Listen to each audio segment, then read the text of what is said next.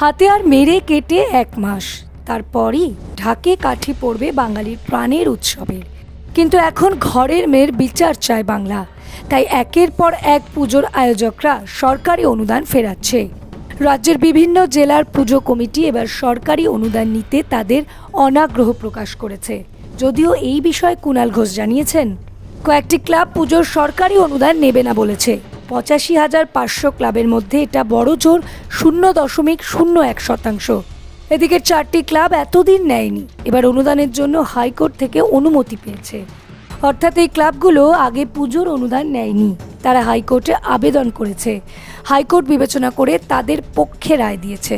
তবে যারা এবছর অনুদান নেবেন না বলেছেন, তাদের উদ্দেশ্যে কুণাল ঘোষ জানিয়েছেন, যারা ফেরাতে চান তাদের পরের বছর তালিকায় রাখা হবে কিনা সেটা রাজ্য সরকারের পলিসি ডিসিশন, কিন্তু এটার সঙ্গে আরজিকর হাসপাতালের আন্দোলন মেলাবেন না।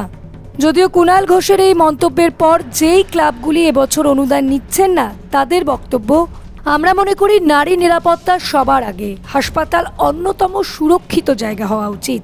সেখানে যদি এই ধরনের ঘটনা ঘটে সেক্ষেত্রে প্রতিবাদ না করে আর উপায় নেই।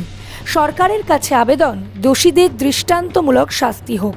আগে দেখি দোষীর শাস্তির জন্য প্রশাসন কি পদক্ষেপ করে, তারপর আগামী বছর অনুদান নেব কি নেব না সে বিষয়ে চিন্তা করব। প্রসঙ্গত, দিন কয়েক আগে নিহত চিকিৎসকের মা সবার উদ্দেশ্যে বলেছিলেন, লক্ষ্মীর ভাণ্ডারের সুবিধা নেওয়ার আগে ভাববেন তাদের লক্ষ্মী সুরক্ষিত কিনা। এরপরেই পুজোর কমিটির আয়োজকদের মুখে একটাই কথা, সরকারি অনুদান চাই না, আগে বিচার চাই। কারণ বাংলার মেয়ের এই মর্মান্তিক পরিণতি ঘিরে প্রতিবাদে সরব হচ্ছেন কবি, সাহিত্যিক থেকে নাট্যকর্মী, সর্বস্তরের মানুষজন। সবার মুখে একটাই কথা, বিচার চাই।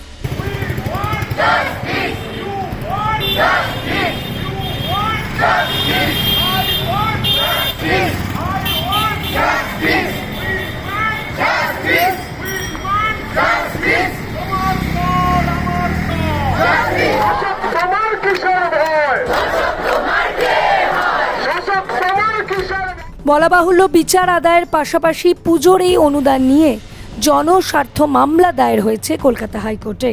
বৃহস্পতিবার প্রধান বিচারপতি টি.এস. শিবগানানাম এবং বিচারপতি হিরণময় ভট্টাচার্যের ডিভিশন বেঞ্চে সেই মামলার শুনানিতে জানানো হয়, প্রতি বছর পুজোয় অনুদানের পরিমাণ বাড়ছে।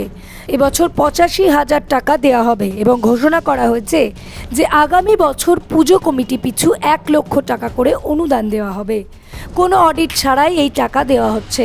মামলাকারীকে এ ব্যাপারে রাজ্যকে নোটিশ দিতে বলেছে division bench. Bureau report, revolution Bengal.